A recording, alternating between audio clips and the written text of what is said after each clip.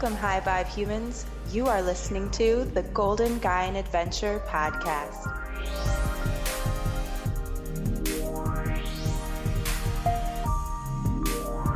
Hey, all you High Vibe humans, Breezy here, and welcome to the Golden Guyan Adventure. Today's show is brought to you by the letter D, which stands for doorway. Doorway can be seen or viewed as an entryway into the self, the mind, the body, and even the soul.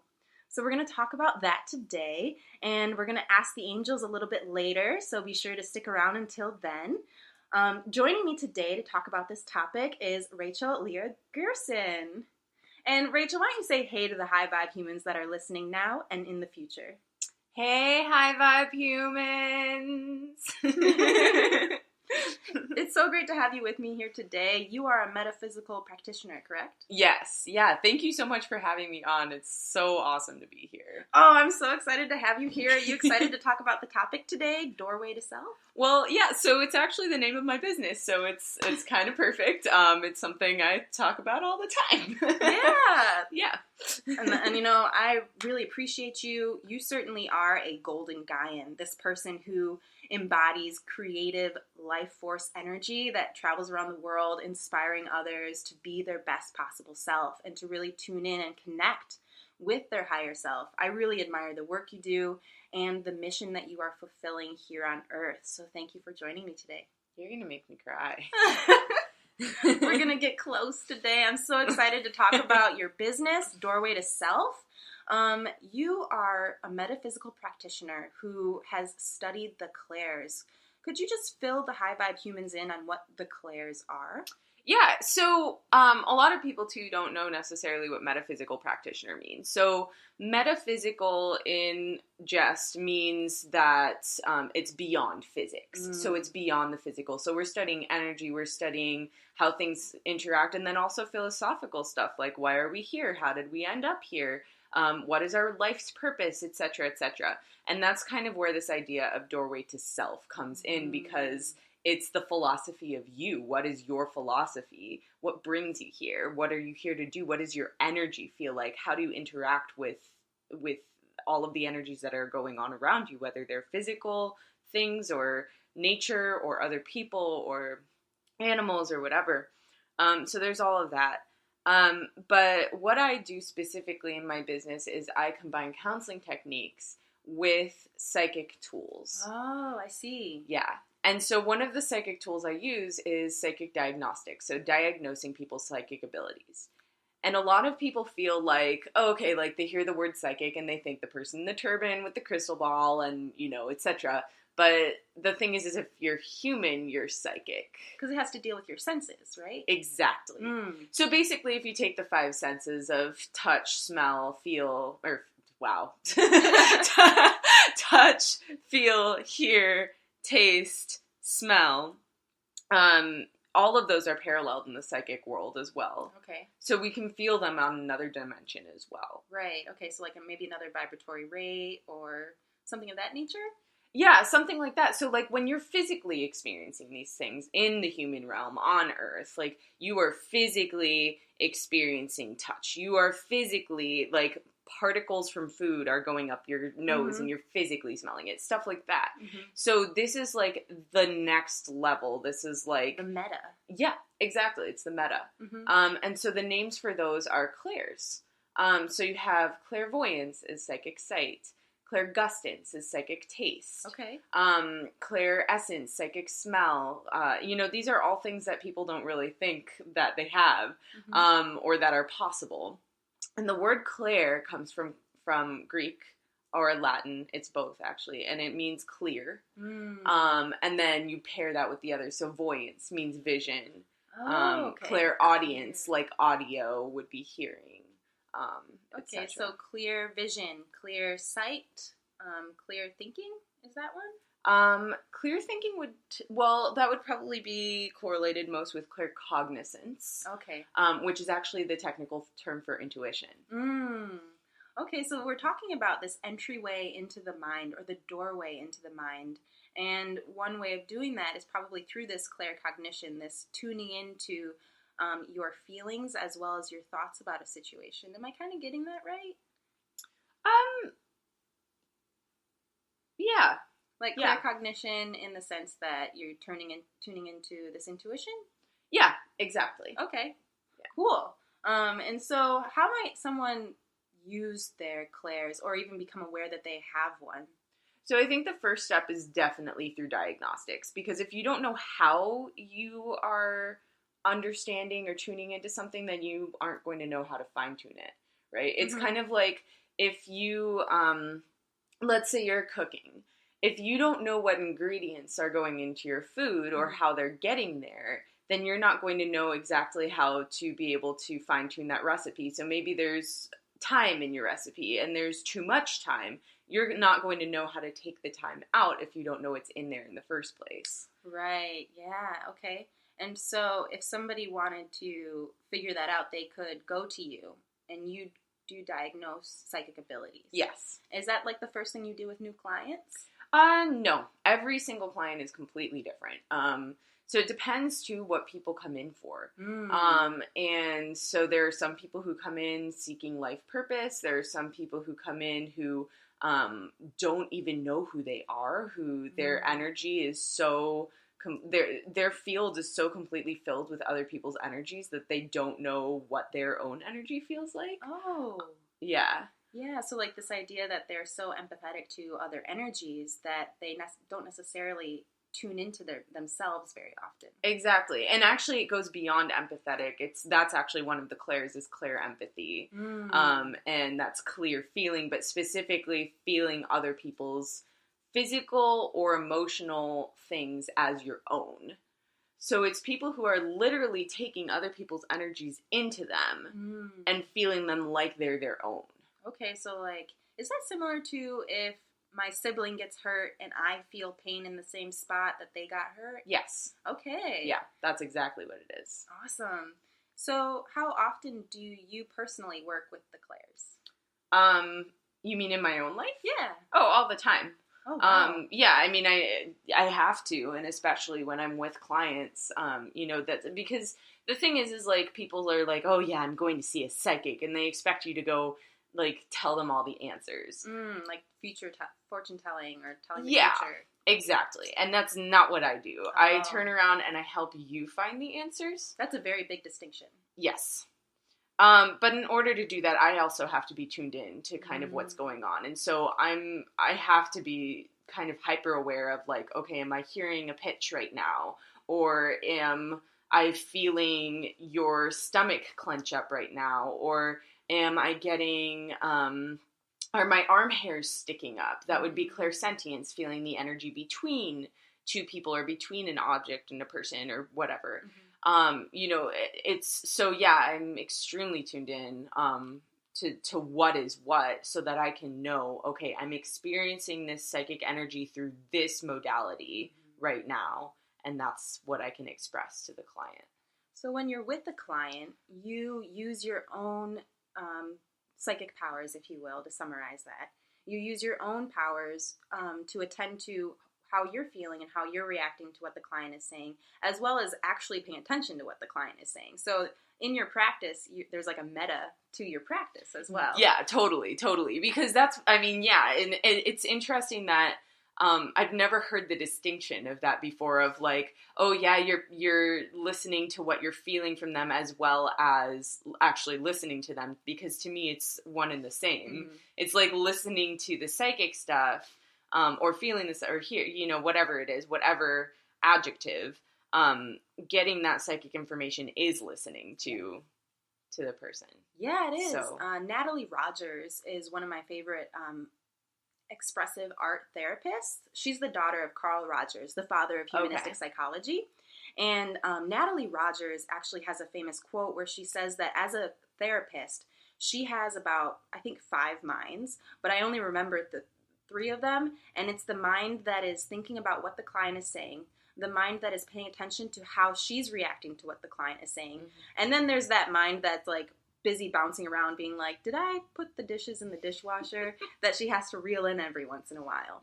And that, I feel like that's true to what you're speaking about, which is this idea that you're paying attention to how you're reacting to the client as well as to what the actual content of what the client is saying. Yes. Wow, that is amazing. So you are Thank completely tuned in during the session. Well, and it's what's really funny, too, about that 5 minds thing that you just said, is that, that whole thing about like, oh, did I do the dishes? Sometimes I'm still picking up on the client stuff in that time. So sometimes it kind of pays to pay attention to that and reel back. Like the one that happens the most probably will be like, I'll start feeling super tired and I'll be like, okay, where did this tired come from? Oh gosh, I'm really tired. And then I'm like, wait, no, I'm not tired. The client's tired. And then I'll stop and I'll ask them, I'll be like, why did you get so exhausted all of a sudden? And I'll be like, how'd you know? And I'm like, okay, what are we doing that's not resonating with you? How can we shift the session into something that's like helping you to feel in tune? So you're really paying attention to the body. Yes. At this point, while at the same time working with the content of the mind. Yes. So do you want to speak a little bit more about body sensations and how they're really important to psychic abilities? Oh my gosh, yeah. Yeah, no, it's huge. Probably one of the biggest practices in my personal life, and I bring this in as well to work with clients, is myofascial unwinding. And so the idea is that the fascia, which are really tiny little muscles, they live just under the skin, and they parallel the entire surface of your skin all throughout your body. And they've actually started doing a lot of scientific research that's been finding that those fascial muscles hold on to memory. Oh, wow. Mm-hmm. We've all kind of known this idea that stress gets stored in our bodies. Mm-hmm. We've kind of been aware that, like, for instance, I know that sexual trauma can get stored in the hips, but I'm not exactly sure how that's stored or where that's stored. So you're saying the myofascia is kind of where that might be stored. Yeah. So definitely the fascia store a lot of things, and our organs can store a lot of things as well. So if there's trauma to the organs, or even emotion can be associated with different organs. Like, for instance, like they've been discovering that the liver holds on to anger, or I have heard that. Yeah. Mm-hmm. Or like the lungs hold on to grief. Yeah, definitely. Mm-hmm. And it kind of makes you, like when you're crying, you can definitely feel your lungs oscillating as you cry and shuddering. Yeah. So that's really powerful. And I think that you actually teach a workshop that has to do with the body and psychic abilities. Yeah, for sure. So, so shielding your auric fields through sound, movement, and visualization. I'm doing that workshop in July, I believe. I want to say it's the 27th. I don't know. It's on Facebook. But if you go to the Doorway to Self Facebook page, or the Wellness Collective Facebook page, which is where my office is, you can definitely find that listed there. And I'm also doing it at Sweetgrass and Sageburn Festival, August 23rd through August 26th. So definitely check out. The links will be in the description. Be sure to catch that workshop. And so you're working with movement through sound and visualization. Yeah, so it's actually basically what it is so as I shared, there are so many people who come in to my office, and then just in general in the world, who don't know what they feel like energetically. And so, in the psychic world, there's this thing called shielding, which is basically like protecting yourself from other people's energies. But my thought on that is that, all of these shielding classes have been taught about, like, how to create an energetic barrier between you and the rest of the world, or, like, how it's all about keeping things out. And I found that it's a lot stronger to come from within. And if you're finding your energy and where you come from and what you feel like, it's easier to slough off the energies that aren't yours. And so that's your shield. You're your shield.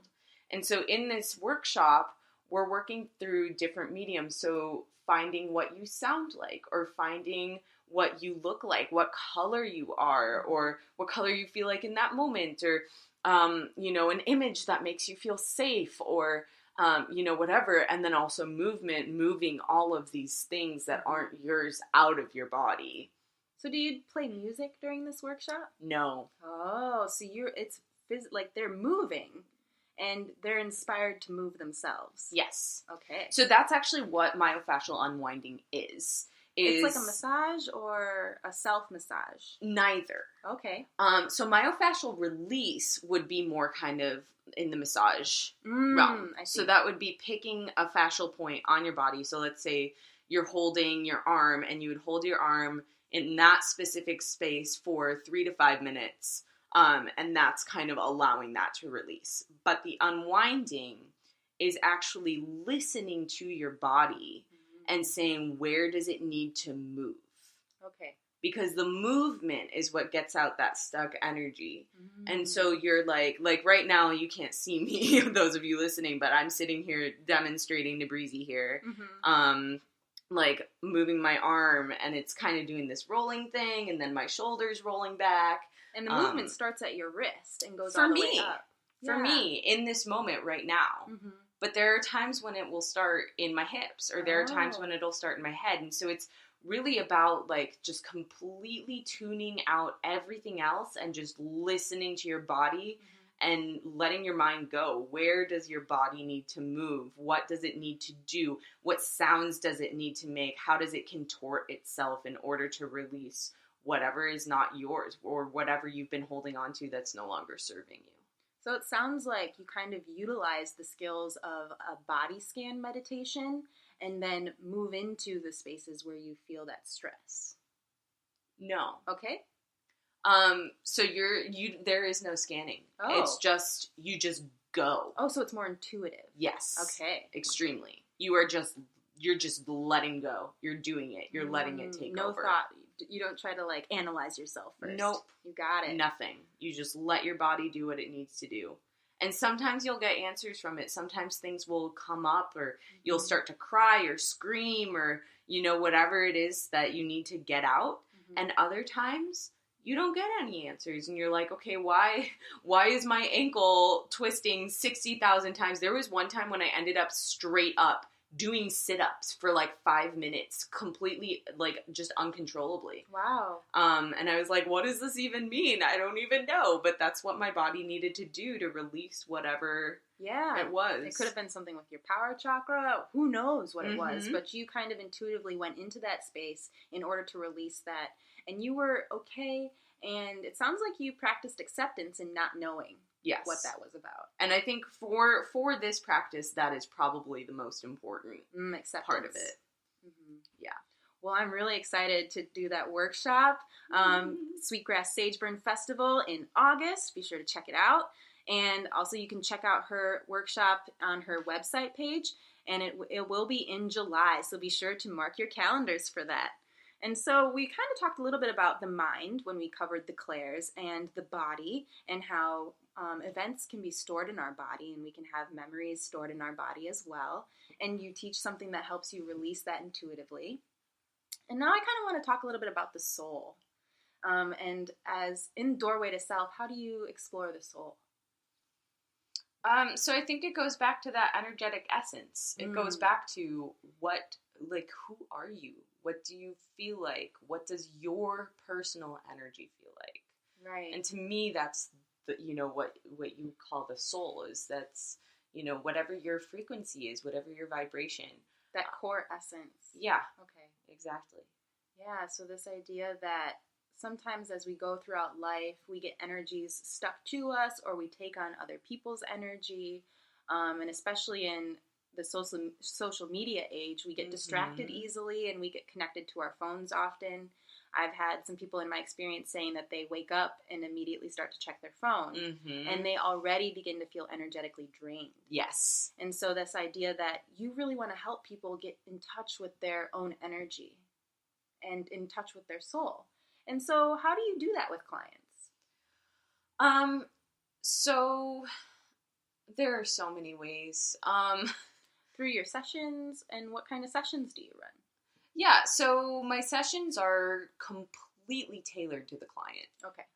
So it's whatever it is that they need. So for some people, if the essence is what they're focusing on, if trying to come back to themselves or finding their purpose or whatever, if that's what they're trying to come back to, a few tools that I might use would be like a tailored guided visualization or meditation, where I'm kind of guiding them back to, okay, feel into your body, feel into your energy.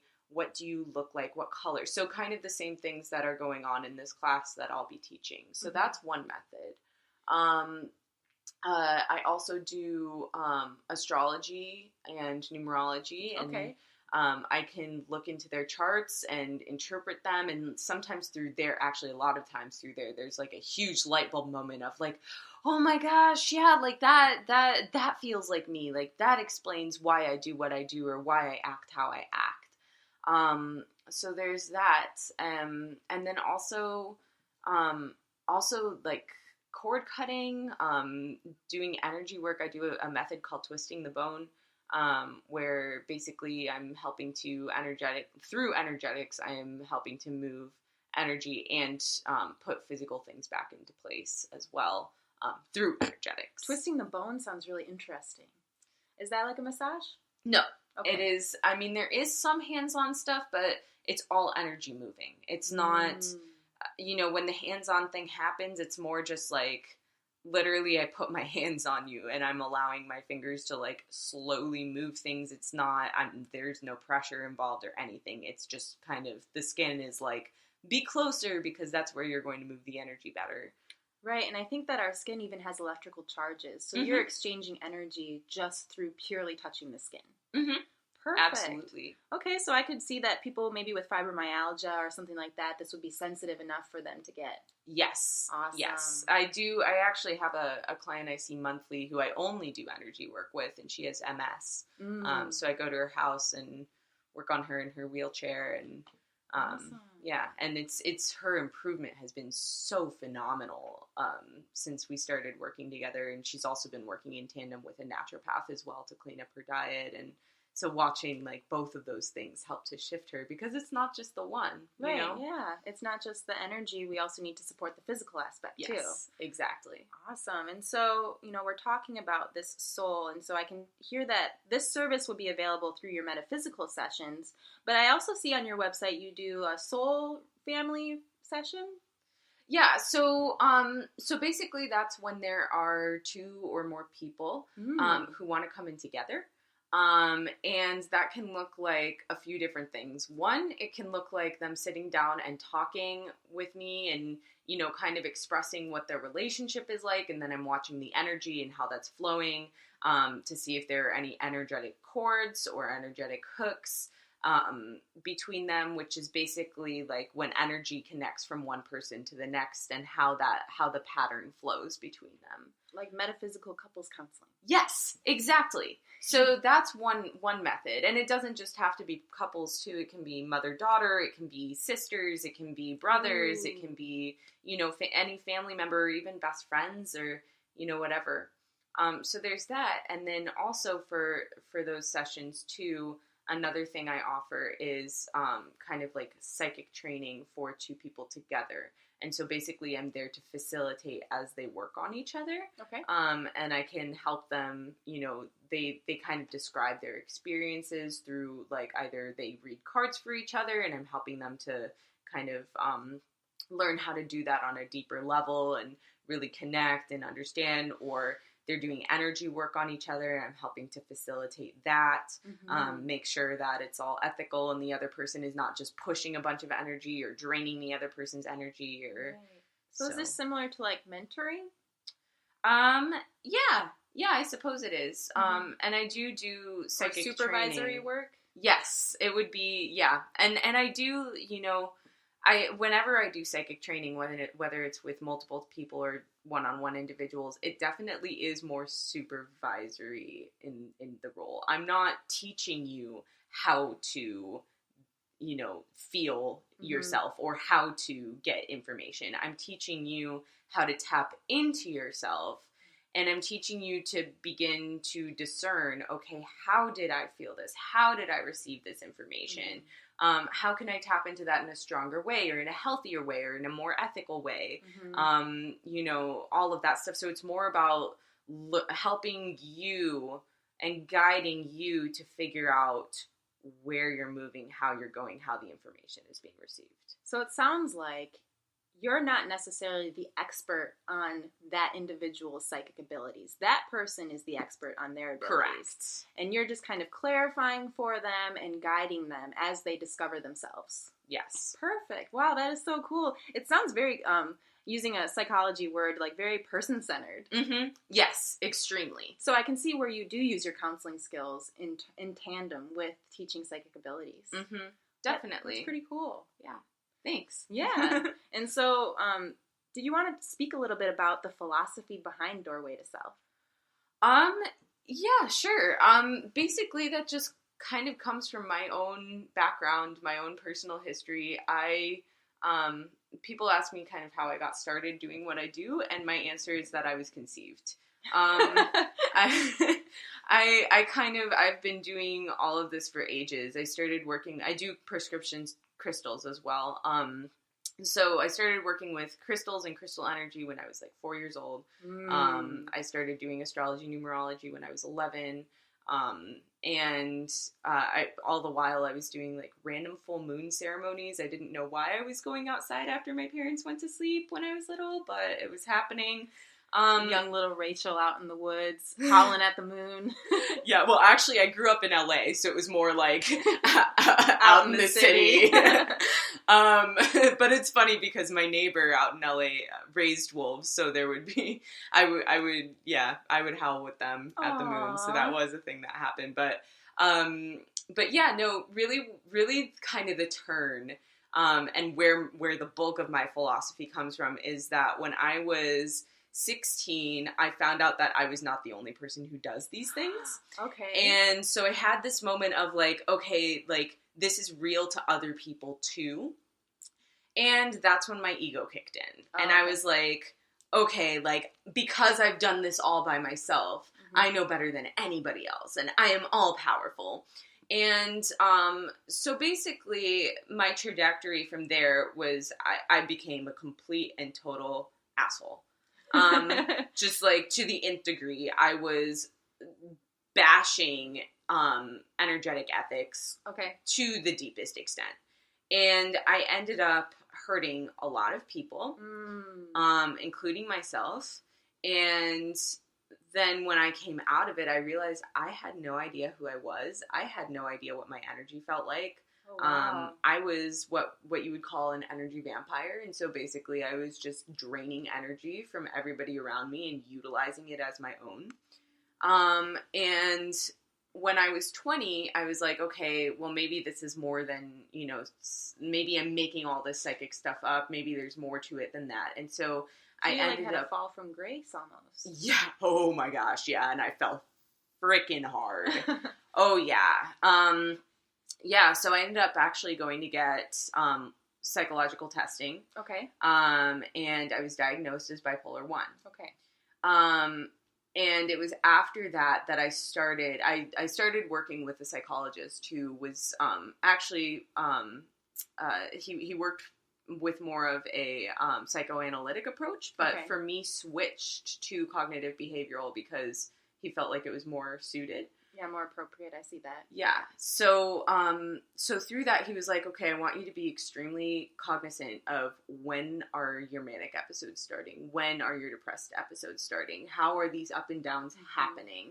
And as I started paying more attention to it, I realized that when I was around other people or when I was energetically attached to other people, it could have been, my mom who was 3,000 miles away or whatever, like I could be feeling her stuff too. Oh. And when I would tap in and try to understand when my depressed or manic episodes were starting, I realized it was in tandem with other people and happening at the same time. Wow, what a revelation. So, yeah. So I started working with that. And I started trying to slough off their energies and focus on mine and figure out, that's when I realized I'm like, who am I? I don't even know. And trying to find my core again. I started kind of thinking back to when was the time I felt most me in my life. And I got age 4. So I got a picture of me at age 4 and I started working with that picture. So you did like some child work. Oh yeah. Wow. And not inner child wounding healing, which I started doing later. It was more inner child power finding. Ooh. and finding the power in 4-year-old me and bringing her back to light in 20 and 21 and 22-year-old me. And how old are you now? I'm 25. Okay. So this has been developing for a while. Yes. Okay. So when I was 22, I went back and they actually undiagnosed me. Wow, congratulations. Thank and so you were able to kind of heal yourself through this process of awareness. Yeah, and specifically awareness of psychic ability.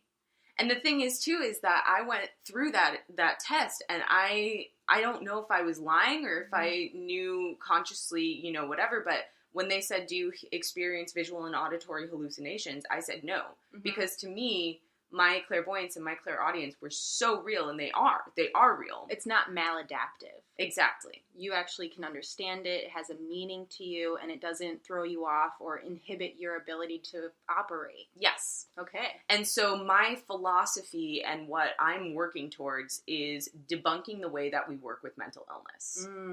I believe that, like I said, if you're human, you're psychic. And I think this is a part of mental health we haven't tapped into yet. The metaphysical aspect of our minds. Exactly. And so maybe you're hearing voices and you don't have schizophrenia. Or maybe you have autism, but it's due to sensory overload because you're so sensitive to energy and don't know how to compartmentalize it or don't know how to clear yourself of it. Or maybe you don't have bipolar disorder. Maybe you're extremely clair-empathic and you're picking up other people's energies and taking them on as your own, and you don't know how to balance that. Right. And I just want to point out, it's important to note that you did seek out psychological services in order to help yourself.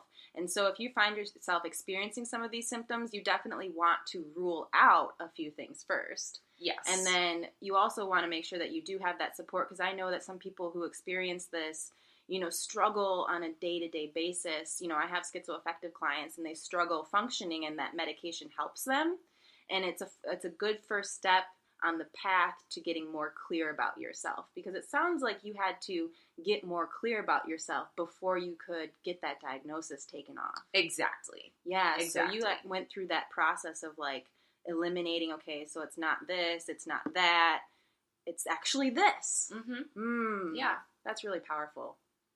Making sure, and I'm also hearing that like it was maladaptive for you, like your psychic abilities were maladaptive. Yes, and that's where the core of this issue is I believe that a majority of diagnosed mental illness is actually misdiagnosed psychic ability that has not been understood, that has not been delved into, that has not been,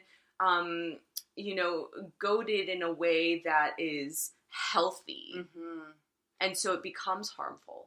And I actually have a personal belief that your psychic abilities can be thrown off by toxins in the environment. Yes. And so like even autism and schizophrenia, you have to be very careful with the toxins in your environment. Make sure you're taking magnesium, you know, because that's very helpful to the brain. And drinking filtered water too. Exactly. Huge. Yeah. And so these simple, tiny steps, you know, these toxins really affect our brains in different ways. And that can really throw us off. Yeah. And so I'm hearing that, you know, it's important, you feel it's very important that people look at their whole self. Yes. Exactly. And make sure that they're not just falling into this diagnosis paradigm or this pharmaceutical paradigm. Yeah. Or the you know, quick and easy paradigm. The pop a pill. Yeah, exactly. Because it's so easy for people to say, oh, yeah, well, I think I have depression, but they haven't looked at the fact that maybe they live in a place where the sun only shines 3 months of the year. Or that their diet is mostly pizza. Yeah, exactly. Right. And so these things, you know, you want to hesitate to self-diagnose. Yes. You want to actually go to a professional and actually get that figured out. And make sure that the professional is taking all of that into account, too. As because well. There are a lot of lazy professionals out there, unfortunately. Who will just stay in their track and will just stick with what they know. And I totally understand where you're coming from. You know, as a budding psychologist myself, counseling professional, I often come up against other professionals who stay within their field. And so I often get referrals for clients because I like to do dream work. And so clinicians will refer clients to me for dream work because those clinicians are like, well, this dream is really important to my client, but I don't do dream work, so here you go.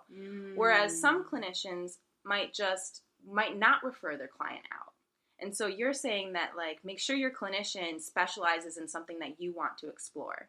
So, for instance, if you feel that you are experiencing visions or hallucinations, maybe going to an existential psychologist would be better than going to a psychoanalytic psychologist, because existentialism deals with what is my purpose, what is the meaning to life, whereas psychoanalytic might focus more on trying to diagnose you or figuring out what past event happened to you that made you feel that way.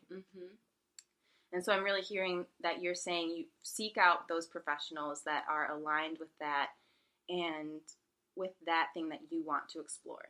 Yes. And making sure that they look at you holistically and not just in one dimension. Yes, that's the most important part for sure. Oh, I'm so excited to have you here today. I'm excited to be here. We've been talking about a lot of stuff with Doorway to Self and, exploring the mind through the psychic abilities and how we explored the body a little bit and how you use that in your practice. And then we've also been talking about the soul. And at this time, I kind of want to tune into the angels. Let's do it. And see what the angels have to say. And so how I tune into the angels is by doing a brief breathing meditation. And so I invite you to get comfortable in the space and simply exhale the breath that you're on and inhale slowly, breathing into all the spaces in your body and exhaling naturally, allowing your body to relax. Angel of God, my guardian dear, to whom God's love commits me here, ever this day be at my side, to light, to love, to rule, to guide. Angels, we've been talking about Doorway to Self, to the mind, to the body, and to the soul. What else would you like us to know about this topic today? Ooh, okay. I used my Angel Therapy deck by Dorian Virtue, and today's card is Release. Working with Archangel Michael, my homeboy. What up, homie? To let go of what no longer serves you or your purpose. And so working with this energy of release in order to walk through the doorway to yourself. Because oftentimes we are hesitant to really explore the deeper parts of ourself. And we might feel fear, or we might hold on to those negative things or hold on to that fear. And it's important to release that in order to walk through that doorway. Archangel Michael has been here. If you've tuned into my Instagram, you know that he's been showing up in my card readings. And so we really welcome Archangel Michael today. And the picture on this card is the image of an angel holding a bird and flying over a body of water. And so oftentimes we hold on to these things that we know we can let go of, and we know that it will be fine to let go of. So for instance, knowing that the bird can fly on its own. And so letting go of this object can help release yourself into opening up to a body of water. So this body of water is like yourself, is a reflection of who you are. And so walking into that reflection and really diving deep into that. And at this time, I kind of want to tune into Rachel and see, did you pick up anything with this card? I think your interpretation is absolutely gorgeous. I didn't even think about the idea of when you release it, it can fly by itself. That's so cool. And it's true, I think a lot of the time we have this fear that if we let something go, it's going to drown or it's going to struggle, and that somehow we're responsible for that, even if it's a concept or a memory or a thing, even if it's not a person. And so I think just allowing and trusting that it's going to be okay. Yeah, it kind of ties into this aspect we've been talking about learning your own energy. We have to let go and release other people's energy. And we have to be okay with letting that cutting that cord. Yes. And releasing that. Yeah, and that's definitely one of the things that I see most with people is this fear when we're doing cord cutting. And I let people go at their own pace. If they're not ready to cut it, they're not ready to cut it. If they want to cut it and it grows back, then it grows back, and that's the slow process. Mm-hmm. I mentioned hurting a lot of people when I was younger, and one of the person I probably hurt the most, I was corded to for years and years and years. And I kept cutting it and it would grow back, and I kept cutting it and it would grow back because I wasn't truly ready to let it go. Mm. And I think a lot of that fear for me, and also for clients who are dealing with the same issue, is, it's this fear of, well, if I let them go, how will I live without them? Mm. And also, how will they live without me? Will they be okay? It's this control issue of needing to check in, because that's what you can do through courting, is you can energetically check in. Yeah, so that idea that, like, you kind of know someone's calling before the phone rings. Like, mm-hmm. You're energetically, psychically pinging them in a way. Yeah. And it's okay to release that, especially if it's necessary for your healing. Yes. And so a lot of times in psychic work, you're doing a lot of that energetic work of release, and it's so important to that. I have an extra card here that actually popped out while I was praying, and it's Power Animal, which actually has an ant crawling around on it right now. That's hilarious. So there's an animal crawling on the Power Animal. That's awesome. So your animal spirit guide is a guardian to you and is helping you with this situation. So while we're releasing, as we're talking about this energy of release, tune into your guides. Tune into those support people in your life in order to help guide you. Maybe even find a person who does psychic energy work in your area, or even reach out to Rachel. Yeah.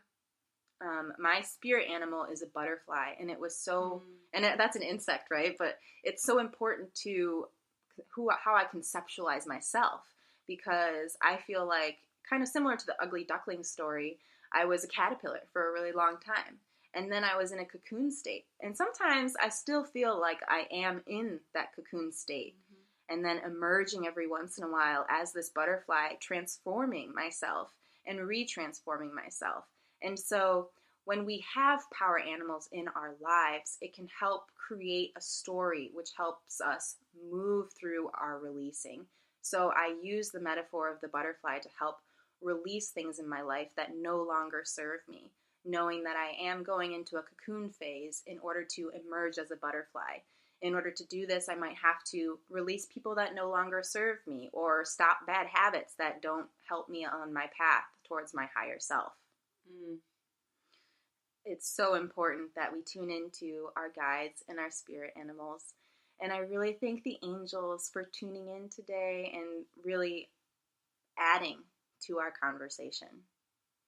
I think it's hilarious that there's this little ant buddy, so maybe the ant has a message for us today. Ants are super cool. They are a community in and of themselves, right? And it almost seems like ants communicate psychically amongst each other. And they can lift like 10 times their body weight. So this representation of being strong, being part of a community, and really trying to explore the world. I'm watching this ant run around the table, checking it out, so knowing that if we release some of what's holding us back, we can go out and explore and become part of a community and be stronger. That is kind of what I'm getting from this ant right now, is that through release, we can connect to something that's bigger than us. Yeah. Well, that's all I have for you today. That's all the angels have for you at this time. And how can the high vibe humans connect with you, Rachel? Website, doorwaytoself.com. You can find all of my services and philosophies and a bunch of other goodies, upcoming workshops, and everything I do is donation powered, workshop based, and as far as workshops go. So I have a ton of stuff coming up. You can find it all there. I'm also on Facebook, Doorway to Self, Instagram @Doorway to Self, and I'm also on YouTube.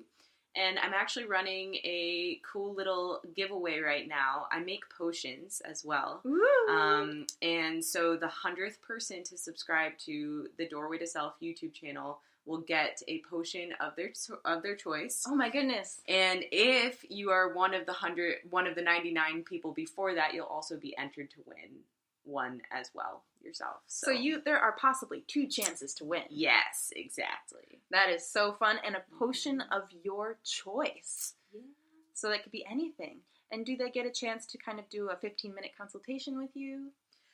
So I'm happy to kind of chat on Facebook and just answer a question here or there, but for the most part I like people to make the commitment. I think when people are getting things, like my workshops are donation powered, and that is really where you're going to get the most information. But as far as working one-on-one, I really truly believe in, doing the full 60 minutes, the full 90 minutes. My consultations are 90 minutes. Got it. And I believe in making that full commitment, because if it's just 15 minutes, I'll feel your energy. Yeah, you'll feel mine. And, I think it's important to know who you're working with, especially as somebody who has experienced a lot of psychic trauma and a lot of psychic abuse. I totally get that. I totally advocate for that. If you want a feel of who I am and what I do, I'm on Facebook Live a lot. I'm on Instagram Live a lot. I'm on YouTube, so you can check all that stuff out. And I'm also happy to do a little Facebook chatting, or you can call me 616-777-7644, and we can have a little chat if you're a little bit anxious about me. Sure. So that's awesome. Yeah, that you make yourself so available. I try. Well, thank you for being on my show today, you high vibe human you. Thanks for having me. Oh yeah, my pleasure. And I'm really excited. I'm also teaching a workshop at Sweetgrass Sageburn, so I'm really excited to work with you again. Oh my gosh, me too. Your workshop last year was so good. I taught Fill Your Cup with Empowerment, and it was a jar and art therapy type of workshop where you got to decorate a jar with things that empower you. Yeah, thank you so much for saying so. Yeah, of course. I loved it. And thank you to Bring Me to Life Network for having us on here. Thank you, listeners, for tuning in. All you high vibe humans, if you enjoyed today's show, please share it with someone that you know and love. And share it with those that you hate too, because we love to spread knowledge and raise the vibration. So if you are interested in getting more involved with the Golden Guyan Adventure, please visit goldenguyan.com and go to our events page or our contact page. And until next time, high vibe humans, stay healthy, stay light, and don't give up the fight. Breezy, out.